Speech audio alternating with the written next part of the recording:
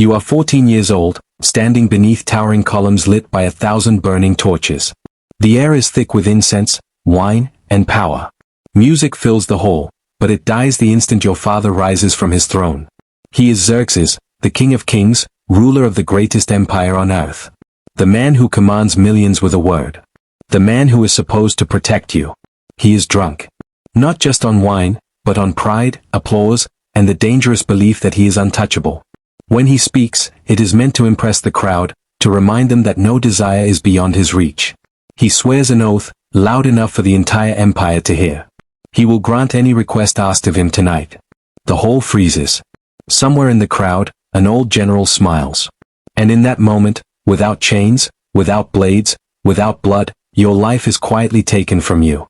Before we go any further, if you are drawn to the hidden, disturbing truths buried beneath the glory of empires, take a moment to support the History Veil. Like this video, subscribe to the channel, and share it with someone who believes history is only about heroes and victories. What you are about to hear proves it is often about something far darker. The request comes swiftly. Calm. Calculated. The general steps forward, his hair gray, his body marked by decades of war. He bows, not to you, but to your father. And he asks for you. The king's daughter. A child. The music does not resume. No one moves. Everyone understands what has just happened. This is not a marriage proposal. It is a sentence. Your hands begin to shake. Across the hall, women lower their eyes, because they know resistance is useless. Your mother covers her face. And your father does not look at you. He looks at the crowd. At his image. At the fragile illusion of absolute authority he cannot afford to crack. When he finally speaks, it is only one word. Granted. The guests applaud. The general bows. And you stand there, swallowing a scream that history will never record. This is where her story truly ends, long before her body ever does. Her name was Amestris, and what happened to her is one of the most chilling examples of how absolute power does not just destroy enemies.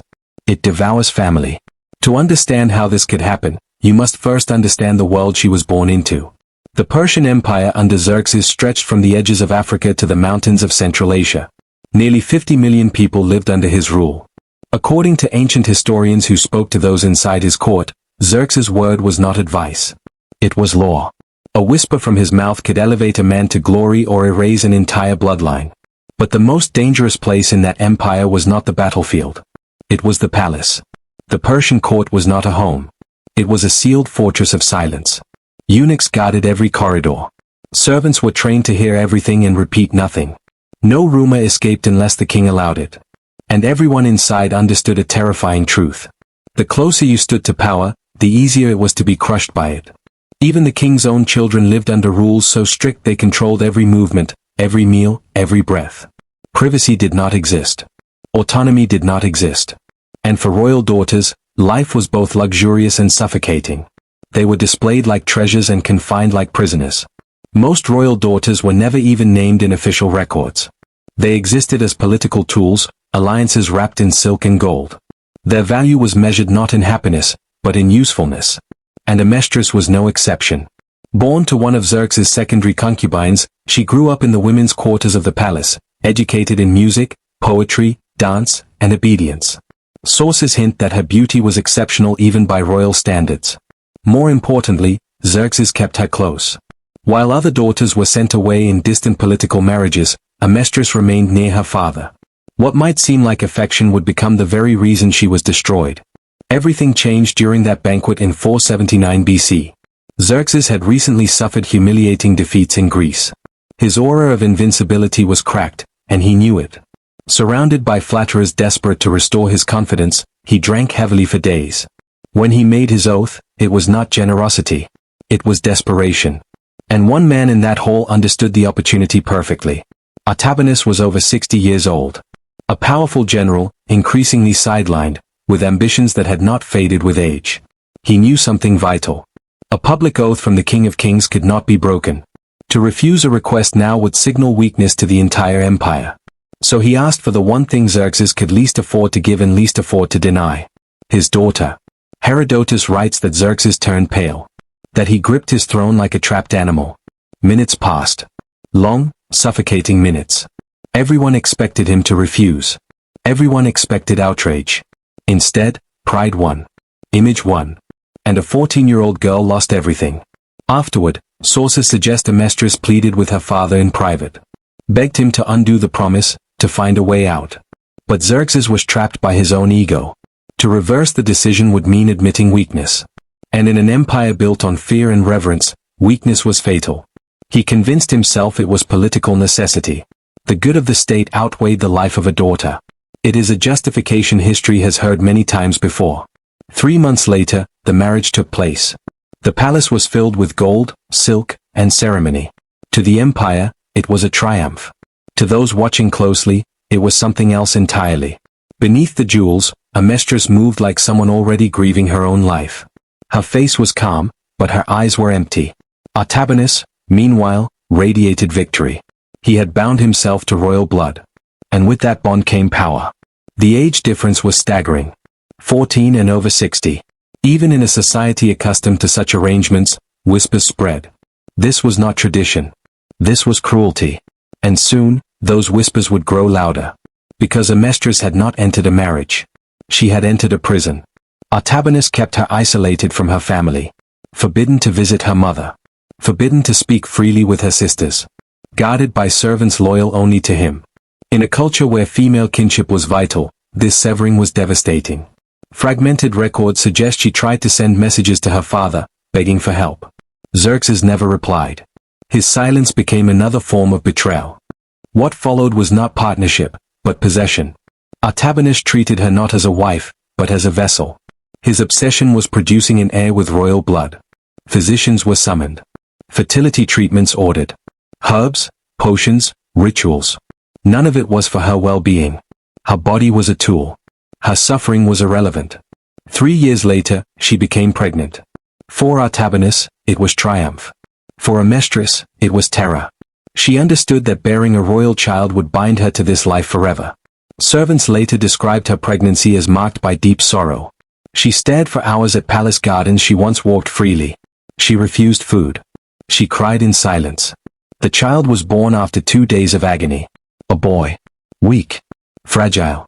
Artabanus named him Xerxes, ignoring every warning from physicians. 10 days later, the infant died. Official records blamed illness. But rumors spread through the palace like poison. Some whispered that Amestris herself ended the child's life in desperation. Others claimed servants intervened out of mercy. The truth was never recorded. Only the consequences were. Artabanus descended into rage. He blamed her. Beatings followed. Screams echoed behind closed doors. Witnesses later described bruises, broken spirit, a girl who stopped resisting because resistance no longer mattered. When Xerxes was finally informed, regret came too late. He attempted quiet intervention. Artabanus ignored him. The king who sacrificed his daughter to preserve his image no longer had the authority to save her. And so the years passed. 14 years of slow destruction. Until history turned, as it always does. Xerxes was assassinated in a palace coup led by Artabanus himself. Power devoured power. The general ruled briefly, then was executed by Xerxes' son. Justice, some might say. But there was no justice for Amestris. When she was finally freed, she was only 28. Yet witnesses described someone far older. Hollow-eyed. Silent. Music once played for her, a melody she loved as a child. She screamed, shattered instruments, and collapsed in tears. The first tears she had shed in years. She died at 36. Officially from illness. In truth, she had died the night her father said granted. And this is only the beginning of what absolute power truly did to her. The palace did not celebrate the marriage for long. Once the ceremonies ended and the guests dispersed, silence returned, heavier than before. Behind carved doors and guarded corridors, Amestris vanished from public life. What remained was not a princess living in honor, but a possession locked away from the world she once knew. Artabanus did not treat her as a wife. He treated her as something owned, something to be controlled, displayed when useful, and hidden when not. From the very beginning, isolation became his most effective weapon. Amestris was forbidden from returning to the women's quarters where she had grown up. She could not visit her mother. She could not speak freely with her sisters. Servants were selected not for loyalty to the crown, but for loyalty to Artabanus alone. Every word spoken in her presence was reported back to him. Every movement was watched. In a culture where female kinship was often the only source of emotional survival, This separation was devastating. She was surrounded by people at all times, yet utterly alone. Records from the Persian court rarely speak openly about private suffering, but fragmented accounts hint at desperate attempts to reach her father. Messages passed quietly through servants. Sealed scrolls sent at night. Pleas not for privilege, but for rescue. None were answered. Whether Xerxes read them and chose silence, or never allowed them to reach him, the result was the same. The king who had once kept her close now existed as a distant, unreachable figure. His absence was louder than any command. Artabanus' obsession was singular. He wanted an heir with royal blood. Not a partner. Not companionship. An heir. Physicians were summoned frequently. Fertility rituals were ordered. Herbs, tonics, and treatments filled her chambers. None were meant to comfort her. All were meant to extract something from her body. Her value had been reduced to function. Her worth measured by what she could produce. Years passed slowly, marked not by milestones, but by endurance. Servants later described how Amestris grew quieter with time. How her laughter disappeared. How her posture changed, as if she were constantly bracing for impact. She learned when to speak and when silence was safer. She learned that resistance only invited punishment. This was not sudden cruelty. It was systematic. And it worked. 3 years into the marriage, the court learned she was pregnant. For Artabanus, this was triumph. Sacrifices were offered. Celebrations planned. For Amestris, the pregnancy felt like a sentence being finalized. She understood something terrifying. Once she bore a royal child, she would never be released. Mothers of heirs were bound permanently to their husbands. Her last fragile hope of escape dissolved. Those who attended her during the pregnancy spoke of profound sadness. She spent long hours staring into palace gardens she was no longer allowed to walk through. Music that once brought comfort now seemed unbearable. She ate little. Slept less. Sometimes she would sit completely still for hours, unresponsive, as if her body were present but her mind had retreated somewhere unreachable. The birth was difficult. 2 days of labor drained what little strength remained. When the child was finally born, it was a boy, small and weak. Artabanus named him Xerxes, claiming the prestige of imperial blood. Physicians warned that the child might not survive. Their warnings were ignored. Plans were already being made. Announcements. Ceremonies. Displays of legitimacy. The child lived for 10 days. Official records attribute the death to illness. Ancient palaces were places where truth rarely survived untouched. Rumors spread quickly through whispered corridors. Some claimed Amestris, broken beyond recovery, had ended the child's life herself as the only act of control she had left. Others whispered that servants, unable to watch her suffering continue, allowed the child to fade. No evidence confirms any version. What matters is that such rumors existed at all. They reveal how unbearable her life had become. The child's death unleashed something violent in Artabanus. Grief turned into accusation. Accusation turned into rage. Servants reported screams behind closed doors. Bruises that could not be hidden. Injuries that required days of bed rest. And then, something changed. When the body healed, the spirit did not. Amestris stopped crying. Stopped pleading. Stopped reacting. She moved through the palace like a shadow, obeying commands without expression, eating only when forced. A kind of silence settled over her that frightened even those who served her. Eventually, word reached Xerxes. Only then did he seem to grasp the full weight of what he had done. Sources suggest he attempted discreet intervention. Quiet warnings. Subtle pressure. But Artabanus understood something the king did not want to admit. Xerxes had already sacrificed his authority the moment he said granted. To interfere now would mean publicly acknowledging his failure as both ruler and father. Artabanus ignored the warnings. And Xerxes stepped back. Years passed. 14 of them. 14 years of quiet destruction. Until power shifted, as it always does. Xerxes was assassinated in a palace coup led by Artabanus himself. The motivations were layered. Political ambition. Succession struggles. Long-simmering resentment. Some accounts claim Artabanus even used Amestris' suffering as justification, portraying Xerxes as a weak tyrant unfit to rule. The irony was staggering. The man who destroyed her life used that destruction to legitimize murder. For a brief time, Artabanus held power. Then history turned again. Xerxes' son, Artaxerxes, rallied loyal forces. The coup collapsed. Artabanus was confronted and executed. His control ended violently, just as it had been enforced. Freedom, when it came, arrived too late. Amestris was 28. Yet those who saw her described someone far older. Her hair streaked with gray. Her eyes hollow. Her movements slow and distant. Xerxes attempted to restore her status. Offered her private quarters. Autonomy. Comfort. None of it reached her. She rarely left her rooms. Refused ceremonies. Refused celebrations. Sometimes she would go days without speaking. Once, musicians were sent to lift her spirits. They played a melody she had loved as a child, before the banquet, before the oath, before everything ended. The sound shattered something inside her. She screamed. A raw, ruptured sound that echoed through the halls. Instruments were broken. Servants fled. And she collapsed into tears. The first she had shed in years. She never recovered. Amestris died at 36. Officially, from prolonged illness. Modern interpretations suggest severe depression, physical decline, perhaps slow self-starvation. The details are uncertain. The truth is not. Her death was only a formality. She had died the night her father chose pride over protection. Her name was erased from royal inscriptions. Xerxes was remembered as a builder, a conqueror, a king. Not as the man who sacrificed his daughter to preserve his image. Only fragments of her story survive, scattered across ancient texts and whispered traditions. But those fragments are enough. They tell us that the most devastating violence does not always come from enemies or war. Sometimes it comes from a single careless decision. A promise spoken to impress.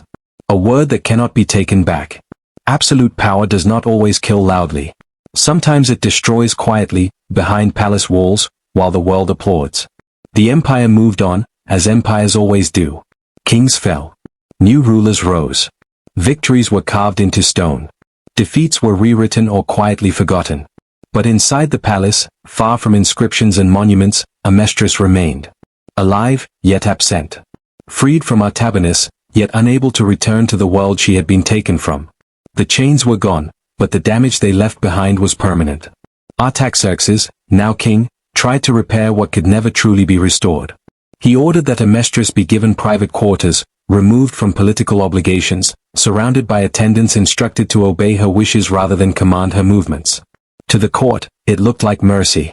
To those who watched closely, it looked like something else entirely. A fragile attempt to ease a guilt that history would never absolve. Amestris rarely left her rooms. When she did, it was only briefly, and always at times when the palace was quiet. She avoided banquets, ceremonies, and celebrations. Crowds unsettled her. Sudden sounds made her flinch. Servants learned quickly to speak softly, to announce themselves from a distance, to move slowly in her presence. Even freedom, when it finally came, felt threatening. It asked her to live again, and she no longer knew how. Time passed differently for her. Days blurred together. Seasons changed unnoticed. Some mornings she would sit near a window, staring out at the same garden she had once been forbidden to walk through. Now, no guards blocked her path. No doors were locked. Yet she never stepped outside. The world beyond those walls belonged to someone else now. Someone she no longer recognized as herself. Physicians were summoned often. They spoke in careful language. Melancholia. Exhaustion. Weakness of the spirit. Ancient terms for what modern minds would recognize as profound psychological trauma. They prescribed rest, tonics, routine. None of it reached her. Trauma does not fade simply because danger has passed. It reshapes the mind. It teaches the body that survival depends on withdrawal, silence, invisibility. Servants recorded small, haunting details. How she would sometimes stop mid-step, as if unsure where she was going. How she would stare at her hands for long periods, turning them slowly as though they belonged to someone else. How nights were the worst. Sleep rarely came easily. When it did, it brought dreams she could not escape. Dreams of torchlit halls. Of applause. Of a single word spoken too loudly. Music, once her refuge, became unbearable. At Xerxes' request, musicians were sent one evening, hoping familiar melodies might awaken something warm inside her. They chose a song she had loved as a child. One that echoed through the palace on the night before everything changed. The moment the first notes filled the air, Amestris froze. Then she screamed. Not a cry of fear, but something deeper. Something torn from a place words could not reach. The musicians fled. Instruments shattered against stone. And for the first time in years, she collapsed into uncontrollable tears. Grief, long suppressed, finally found a voice. It did not heal her. It only revealed how deep the wound truly was. After that night, she withdrew further. She ate little. Sometimes nothing at all. Servants tried gently at first, then with increasing concern. Food was left untouched. Water sipped only when pressed. Her body began to weaken, slowly mirroring the collapse that had already consumed her mind. Some believe this was deliberate. A quiet refusal to continue. A final act of control in a life where choice had been stolen again and again. Amestris died at the age of 36. The official cause was illness. A convenient word. Vague enough to satisfy records. Clean enough to avoid questions. But those who had watched her fade understood the truth. This was not sudden. It was not mysterious. It was the final stage of a destruction that had begun decades earlier. Her body endured long after her spirit had been broken. When it finally failed, it only confirmed what everyone already knew. Her death did not shake the empire. No public mourning followed. No inscriptions recorded her passing. Xerxes remained remembered as a builder of great halls, a ruler who challenged Greece, a king whose failures and successes were debated by historians. His daughter became a footnote. A shadow. A fragment of a story told quietly, if at all. Ancient Persian records do not speak her name. They had no reason to. Acknowledging her would require acknowledging the cost of unchecked power. Only Greek historians, outsiders collecting whispers and testimonies, preserved pieces of her fate. Even then, she was not treated as a person. She was an example. A warning. Evidence of excess within the Persian court. Her humanity dissolved into commentary.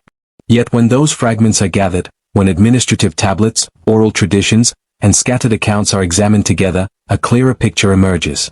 This was not a tragedy born of war or rebellion. It was born of a single impulsive decision. A promise made to impress. A word spoken without thought for consequence. Absolute power does not always announce its cruelty with violence. Sometimes it destroys through indifference. Through silence. Through the refusal to undo a mistake once pride has claimed it. Xerxes did not strike his daughter. He did not imprison her with his own hands. He did not order her death. But none of that absolves him. By choosing image over protection, authority over compassion, he set in motion everything that followed. He allowed others to do what he would not. And that allowance was enough. Amestris' story forces us to confront an uncomfortable truth. The greatest harm is often inflicted not by enemies, but by those closest to us. Parents. Leaders. Guardians entrusted with care who instead choose convenience, reputation, or power. Violence does not always leave scars on the skin. Sometimes it works quietly, reshaping lives until nothing recognizable remains. Her story survived not because it was celebrated, but because it was too disturbing to disappear completely. It echoes across centuries as a reminder that absolute authority corrodes even love. That systems built on obedience and fear inevitably consume the innocent within them. And that history's darkest moments often unfold far from battlefields, hidden behind palace walls, sealed with applause. If this story has stayed with you, if it unsettled you in ways victories never could, then remember her. Because remembering is the only justice she was ever given.